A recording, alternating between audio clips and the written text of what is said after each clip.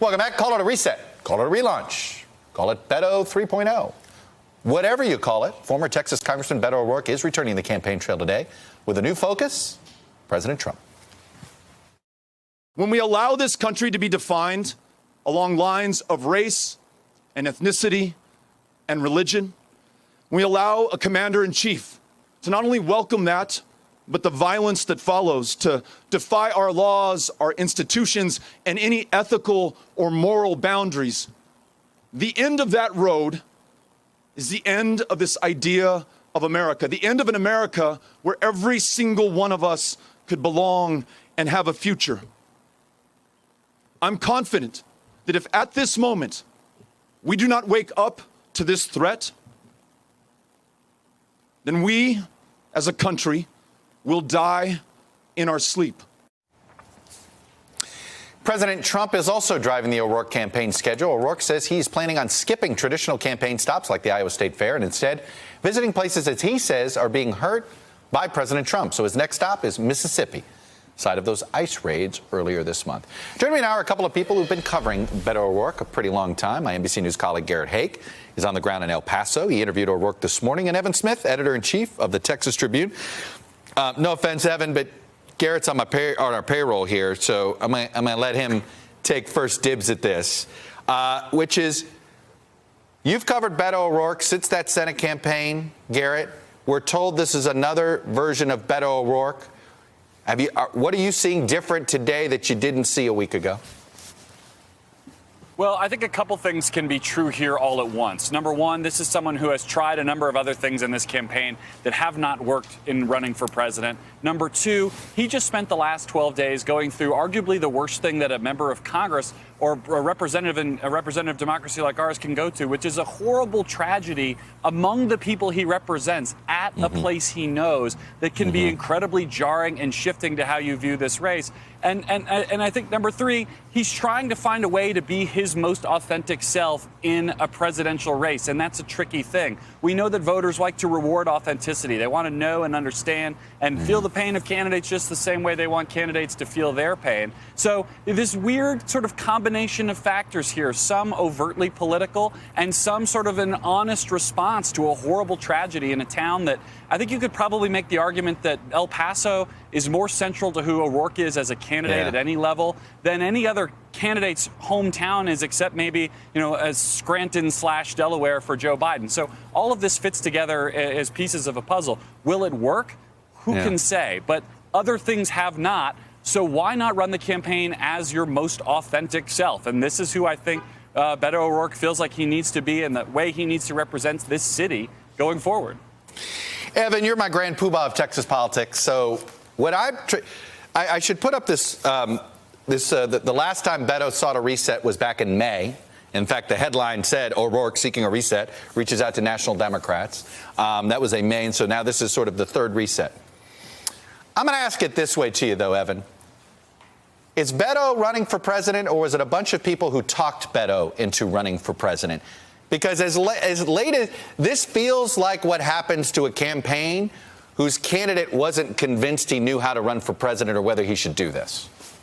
Look, I think this is not about anything other than Beto pivoting from an away game to a home game. I'm with Garrett on this. I think he's had a hard time projecting his authentic self in this presidential campaign, the authentic self that was at the center of his Senate race, why he elevated himself from the pack of Senate challengers last time from one of many to one of one. He is always much more comfortable when he's one of one, and he spent the entire presidential campaign as one of many. He got no traction because every place he went was an away game. El Paso makes it a home game. He is as comfortable as he can be at home, and with the issues that he's now identified at the center of this relaunched effort, he will be playing this as a home game, and he would rather lose authentically than not, right? And I think this is actually a good strategy. It's a good strategy. No. I buy that. I guess I ask you both this, Garrett. In his heart of hearts, does he want the presidency, or does he want? Is it more of he's trying to bring awareness? I guess I'm trying to figure out, is he campaigning for the office, or is he campaigning to make a point? Oh, I think he wants it, Chuck. Look, this is too hard. You and I both know, anybody who's been out here covering this, seeing what it does to candidates and to their families and to their lives. This is too hard for anybody to be in this, even the 6 months or so that he's been in it, unless you very much want it. But I think of something that I've heard Cory Booker say a lot of times, which is you can't run wrong and govern right. And I think what you're seeing here is Beto O'Rourke trying to run right so that he can govern right. Again, going back to that same point, to try to run on his values, on what he authentically believes. And, I think back to even before he got into the race, when Donald Trump came here to El Paso, and I think it was January, and you saw O'Rourke rise up and do that counter rally that drew a lot of attention. The home game analogy is so perfect. These are issues that he cares so deeply about, and it's much easier for him to be someone who stands out in that way than it is to be just another of 23 people arguing about whether Medicare for all is the right way to go or not. Evan, and I keep asking the question this way because I'll just be honest, he has never seemed comfortable running for president yet. Now, it may be because of the trappings. That's why I keep wondering, is this it's almost as if he was handed a campaign plan and talked into, no, trust us, you can do this. And a bunch of smart people came to him and said, you can do this. And he was like, well, okay. And then he realized, well, this isn't the way I want to run. The trick all along, Chuck, and the question we all asked ourselves, having watched him in Texas, was he going to allow himself to submerge into a traditional presidential campaign? Because he is an odd fit. Well, we know the answer. Campaign. The answer is no. I mean, isn't that, we know that answer? And the Senate race that he ran last time was anything but traditional. The idea that you go to all 254 counties, that you run on aspiration and inspiration as opposed to issues.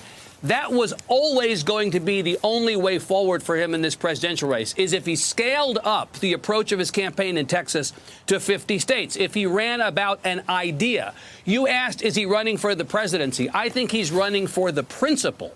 I think he believes in a vision of America, and he's trying to now shape a traditional campaign into something that looks much more like the unconventional Senate campaign he ran. High risk, high reward. As Garrett said, no guarantee it's going to succeed. But what was working before was absolutely not going to succeed. Garrett, you asked him about the Senate race. Obviously, the Hickenlooper move today only almost seems to probably increase the amount of pressure some are giving him. Does he feel pressure on that or not, or has he truly moved on? I think he's tired of hearing about it. And look, Chuck, as long as I have been covering him, and from the moment that last Senate race ended, I've never heard any iota of enthusiasm from O'Rourke or anyone who works for him or around him, even in sort of quiet, off-the-record kind of conversations, to ever get involved in that race. I think the closest you got to that was him conceding today that, he misses El Paso. He misses being back in Texas. But he sees that as not his fight, especially after what happened here 12 days ago with the shooting. How can you make the argument that Donald Trump is this incredible, dangerous, existential threat and then stay home? It just doesn't get together. And then run against John Cornyn. Very quickly, Evan. Is it a given that, let's say, Beto said, okay, I am going to do what's in the best interest of the party and the agenda and do this? Is he the best candidate Democrats could nominate in 2020, or was he uniquely a better 2018 candidate? You mean for the U.S. Senate, you're saying? If he decided to come home and run for Senate? No. Look. John Cornyn is not Ted Cruz. Also, by the way, John Cornyn is not Cory Gardner. And there are 8 people in the Senate race right now on the Democratic side, and there could still be more. And I do not believe the seas would part. I do not believe the party would view him as in their best interest. I do not believe it is a given at all that he would get traction. He is making a call that I believe, again, connects back to his higher purpose as he sees it, whether it works or not. The Senate race is a total dead issue, non-starter, not happening. Garrett Haake and Evan Smith, you guys have made one thing clear. Beto O'Rourke has decided, look, this may not work, but I'm going to do it my way and forget everybody else. It's an interesting campaign. You know what? When you go Bullworth, you never know what you're going to get. Garrett Haake, Evan Smith, it's good to see you both. Thank you. Up ahead. Hello, YouTubers. If you're watching this, it means you've checked out our channel, so thank you. Now do me a favor. Subscribe by clicking on that button down there.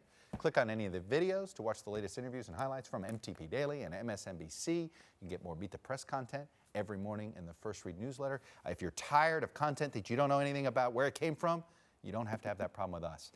NBC News, MSNBC, MTP, and the Meet the Press mindset right here for you on YouTube. Subscribe now.